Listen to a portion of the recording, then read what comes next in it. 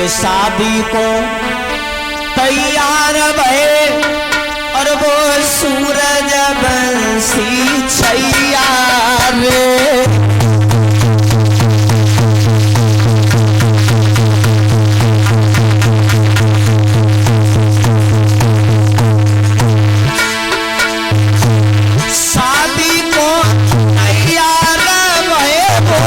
सूरज बंसी छैया रे। जापान धूप चढ़ो साथ लगा पैया रे।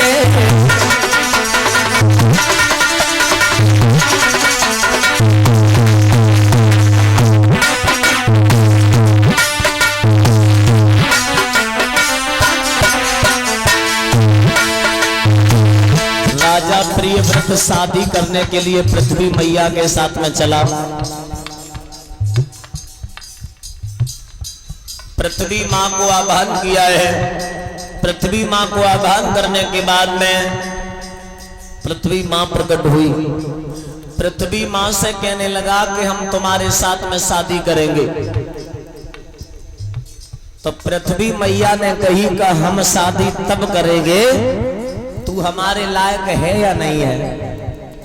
तू हमारे साथ चक्कर लगा दे राजा, हम तेरे साथ में शादी कर लेंगे। कितने बताए? 7 चक्कर। और राजा प्रियव्रत पृथ्वी के 7 चक्कर लगाने के लिए जैसे ही चला है, पेटो मारो सरो मारो, तीसरे की करी तैयारी रे। चौथो चक्कर पूरो दो पृथ्वी ने मतिहारी रे।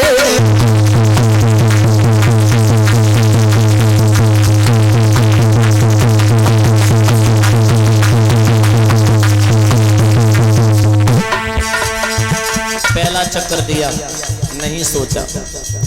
दूसरा चक्कर दिया, पृथ्वी मैया ने नहीं सोचा। और तीसरा चक्कर दिया, पृथ्वी मैया ने नहीं सोचा। और जैसे ही 4 चक्कर लगाए वैसे ही मैया अंदर से घबराई गई कि अब तो 4 लगाए थे, अब तो 7 में कितने बचे? 3। अब तो जो ब्याह कर ही ले। राजा ना रुक रो, अब ब्याह की तो बड़ी वो होते।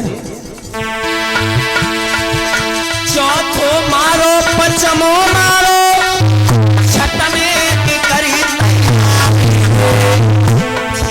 सोई सोच समझ के वो देवी एक बुढ़िया बन गई नारी रे।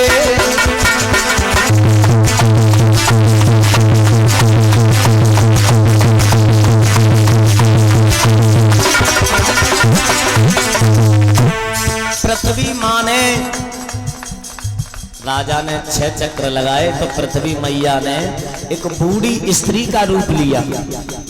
पृथ्वी मैया ने बूढ़ी स्त्री का रूप लिया और 7 में चक्कर के रास्ते में मैया बैठ गई। और राजा को नाए ख्याल हमारे संग का चलो हियो। सोच समझ राजा बोलो दैया काट जाइए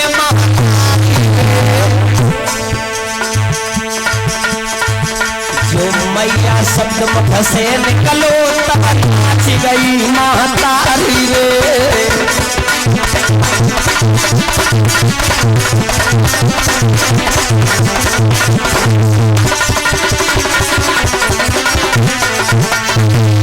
जवाब दिया है, जो कहा है राजा ने, मां रास्ता से हट जा, मुझे 7वां चक्कर लगाना।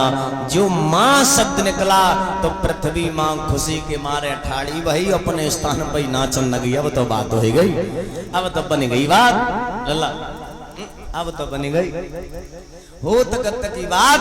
जवाब दिया, क्या बात है, कौन हो, क्यों नाच रही हो? जो अपने भेष में मां आई। जवाब दिया, राजा अब केवल तुम ही न्याय कर दो, वो मां का दर्जा दोगे या पत्नी का दर्जा दोगे? जो इतने शब्द कहे राजा की होश उड़ गई। तुम? जवाब दिया, हाँ हम। अब फैसला तुम्हारे हाथ में है, मां का दर्जा दोगे या पत्नी का दर्जा दोगे। राजा प्रियव्रत ने कहा, मैया मेरे मुख से मां निकल गया, मैं तुझे मां का ही दर्जा दूंगा। एक तुझे वचन भी देता हूं, जब तक तू स्थित रहेगी मैं तेरे ऊपर कभी भविष्य में कभी जीवन में पैर नहीं रखूंगा। ये मेरा वचन है। जा मां का है तो तू मेरी मां ही है। एक पास में पड़ा हुआ मरा पक्षी था जिसका नाम था पक्षी का हरियल। शायद बुजुर्गों ने नाम सुना हो और देखा भी हो। वो पक्षी आज भी है, हरियल नाम का पक्षी आज भी है, उसका आज भी प्रण है।